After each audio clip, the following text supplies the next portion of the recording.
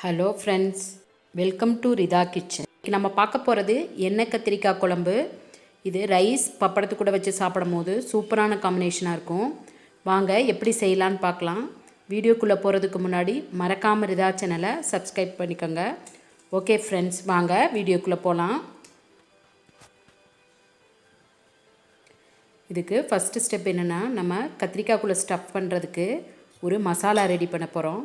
அதுக்கு நான் ஒரு இரும்பு கடாய் வச்சுட்டு அதுக்கு தேவையான அளவு எண்ணெய் விட்டு ஒரு 1.5 டீஸ்பூன் நான் தேங்காய் எண்ணெயில் தான் இன்றைக்கி செய்ய போகிறேன். நல்லெண்ணெயில் செஞ்சாலும் சூப்பராக இருக்கும். இப்போ மசாலாவுக்கு தேவையான பொருட்கள்: 1/4 டீஸ்பூன் வெந்தயம், 1/2 டீஸ்பூன் ஜீரகம், 1/2 டீஸ்பூன் மிளகு, ஒரு 10 சின்ன வெங்காயம், 2 பல் பூண்டு, ஒரு சின்ன தக்காளி, அப்புறம் ஒரு 2 கொத்து கருவேப்பிலை, காஷ்மீரி ரெட் சில்லி ஒரு 8. இதெல்லாம் நம்ம தேங்காய் வச்சு இது கூட அரைக்க போகிறோம். இப்போ எண்ணெய் நல்லா காஞ்சிருச்சு. இப்போ நம்ம வெந்தயம், சீரகம், மிளகு சேர்த்துக்கலாம். சேர்த்துட்டு நல்லா பொரிஞ்சோன்னே நம்ம வெங்காயமும் பூண்டும் சேர்த்துக்கலாம். இப்போ நல்லா பொரிஞ்சிருச்சு. இப்போ வெங்காயமும் பூண்டும் சேர்த்து நல்லா வணக்கிக்கலாம். நம்ம இந்த மாதிரி வணக்கி அரைச்சி நம்ம கத்திரிக்காய் கூட ஸ்டஃப் பண்ணும் போது நல்லா கத்திரிக்காயில் பிடிச்சி சூப்பராக இருக்கும். இப்போ காஷ்மீரி ரெட் சில்லி ஆட் பண்ணிக்கலாம். ஆட் பண்ணிவிட்டு கருவேப்பிலை 2 கொத்து. காஷ்மீரி ரெட் சில்லி சேர்த்தோம்னா காரம் கொஞ்சம் கம்மியாக இருக்கும். இது கூட தக்காளி 1 சின்னதாக கட் பண்ணி போட்டுக்கணும். நான் இந்த பேஸ்ட்டில் தான் ஒரு தக்காளி, சின்ன தக்காளி சேர்த்துருக்கேன். குழம்புல நான் தக்காளி சேர்க்குறது போகிறதில்ல, புளி மட்டும்தான் நான் சேர்க்க போகிறேன்.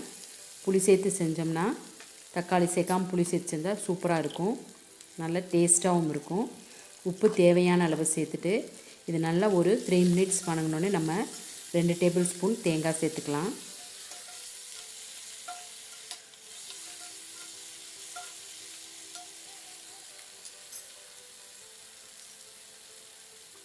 இப்போ 3 மினிட்ஸ் வணங்கிருச்சு. இப்போ இந்த ஸ்டேஜில் நம்ம 2 டேபிள் ஸ்பூன் தேங்காய், துருவின தேங்காய் சேர்த்துட்டு இது நல்லா ஒரு மிக்ஸ் பண்ணி அந்த தேங்காய் ஃப்ளேவர் வர நல்லா மிக்ஸ் பண்ணிக்கணும். மிக்ஸ் பண்ணிவிட்டு இது ஒரு 2 மினிட்ஸ் வணங்கினா போதும்.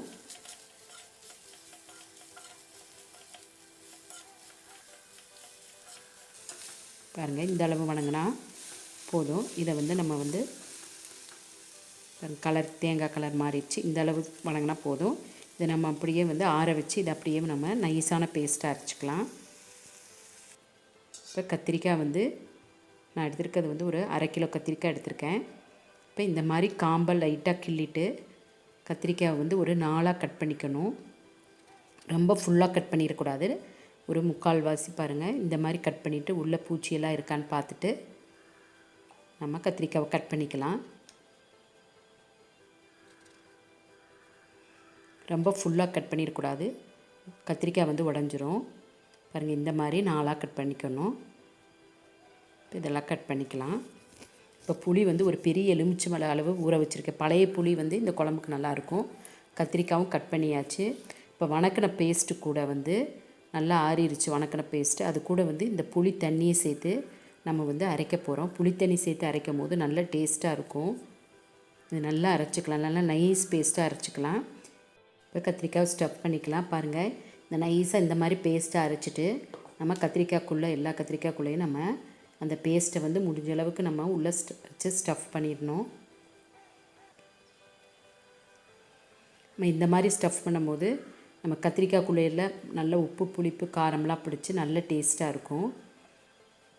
முடிஞ்ச அளவு எவ்வளோ ஸ்டஃப் பண்ண முடியுமோ அவ்வளோ ஸ்டஃப் பண்ணிட்டுக்கலாம். இப்போ எக்ஸ்ட்ரா இருக்கிறதெல்லாம் அப்படி எடுத்துக்கலாம். இப்போ இதெல்லாமே ஸ்டஃப் பண்ணிவிட்டு காமிக்கிறேன். பாருங்கள், இந்த மாதிரி எல்லாம் ஸ்டஃப் பண்ணியாச்சு. இப்போ மீதி மசாலா இருக்கும். இதை நம்ம குழம்பு கூட்டும் போது அதில் போட்டுக்கலாம். இப்போ மீதி இருக்கிற மசாலாவை போட்டுட்டு அது கூட புளி தண்ணி சேர்த்துக்கணும்.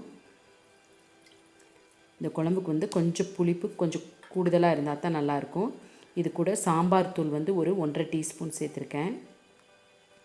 உப்பு தேவையான அளவு சேர்த்துட்டு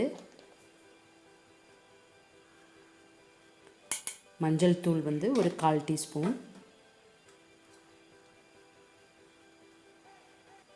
தேவையான அளவு தண்ணி சேர்த்துட்டு இந்த குழம்ப வந்து நல்லா மிக்ஸ் பண்ணிக்கலாம். பாருங்கள், தேவையான அளவு தண்ணி சேர்த்துட்டு நல்லா மிக்ஸ் பண்ணிவிட்டு இப்போ குழம்பு கூட்டி வச்சாச்சு.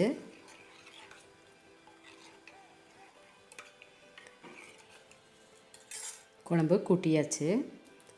இப்போ அடுப்பில் வந்து ஒரு வடைச்சட்டி வச்சு அதில் வந்து கொஞ்சம் ஒரு 3 டேபிள் ஸ்பூன் தேங்காய் எண்ணெய் விட்டுருக்கேன். தேங்காய் எண்ணெயும் இந்த குழம்புக்கு வந்து நல்ல டேஸ்ட்டாக இருக்கும். நல்லெண்ணெய் வேணாலும் விட்டுக்கலாம். எண்ணெய் நல்லா காஞ்சோன்னே நம்ம வந்து ஸ்டஃப் பண்ணி வச்சுருக்க கத்திரிக்காவை போட்டு நல்ல கலர் சேஞ்ச் ஆகிறது வரை வந்து இந்த எண்ணெயிலே நல்லா வணக்கணும். கிட்டத்தட்ட வந்து ஒரு 3/4 வாசி வந்து கத்திரிக்காய் வெந்திருக்கணும். மேல் தோலெல்லாம் அப்படியே சுருங்கின மாதிரி இருக்கணும். அந்த அளவுக்கு நம்ம வணக்கிக்கலாம்.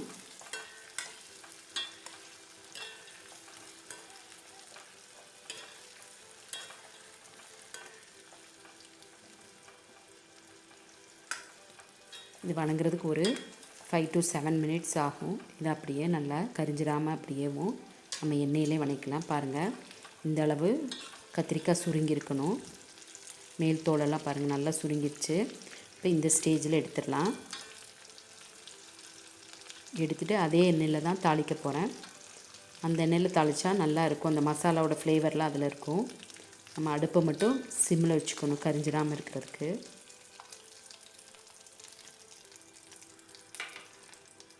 இப்போ இதே எண்ணெயில் தாளிச்சிக்கலாம். இப்போ தாளிக்க வந்து வெந்தயம், ஜீரகம் சும்மா ஒரு 1/4 டீஸ்பூன் போட்டு தாளிக்க போகிறோம். வெந்தயம் ஒரு 1/4 டீஸ்பூன், சீரகம் ஒரு 1/4 டீஸ்பூன் போட்டு நல்லா பொரிஞ்சோன்னே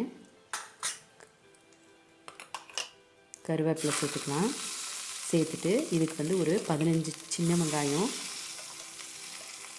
அதுவும் பூண்டு ஒரு 10 பல். பூண்டு போடும் போது இந்த கத்திரிக்காய் புளிக்குழம்புக்கு வந்து நல்ல டேஸ்ட்டாக இருக்கும். இது நல்லா வந்து ஒரு அரைவாசி வணங்கினோடனே நம்ம ஸ்டஃப் பண்ணி வணக்கி வச்சுருக்க கத்திரிக்காவை அதில் நம்ம சேர்த்துக்கலாம். பாருங்கள், இந்த அளவு வணங்கினா போதும். கத்திரிக்காய் சேர்த்துட்டு லைட்டாக ஒரு மிக்ஸ் பண்ணிவிட்டு குழம்பு கூட்டி வச்சுருக்கதை அதில் சேர்த்துக்கலாம்.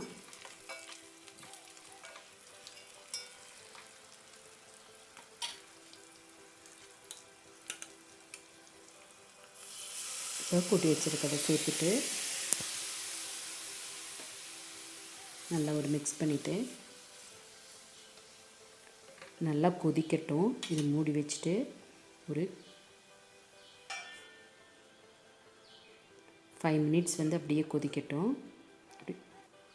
5 மினிட்ஸ் ஆயிடுச்சு. ஓப்பன் பண்ணி பார்க்கலாம். பாருங்கள், நல்லா கொதித்து கத்திரிக்காயெல்லாம் நல்லா மிதந்து மேலே வந்திருக்குது.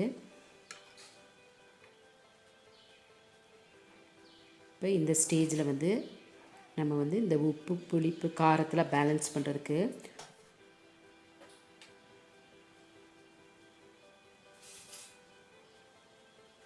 இது கூட வந்து ஒரு டீஸ்பூன் வெல்லம் சேர்த்துக்கலாம்.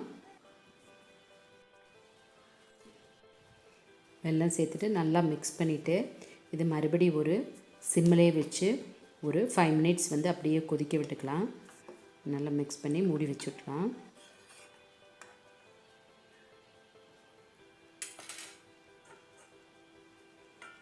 இது அப்படியே கொதிக்கட்டும். பாருங்கள், 5 மினிட்ஸ் ஆயிடுச்சு.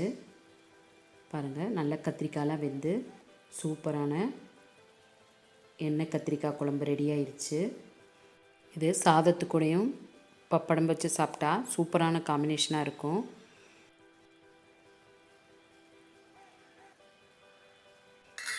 கடைசியில் கருவேப்பிலை போட்டு நம்ம இறக்கிட்டோம்னா சூப்பரான எண்ணெய் கத்திரிக்காய் குழம்பு ரெடி ஆயிரும். உங்களுக்கு பிடிச்சிருந்துச்சுன்னா மறக்காமல் ரிதா சேனலை சப்ஸ்கிரைப் பண்ணிக்கோங்க. ஓகே ஃப்ரெண்ட்ஸ், அடுத்த வீடியோவில் சந்திக்கலாம். பாய்.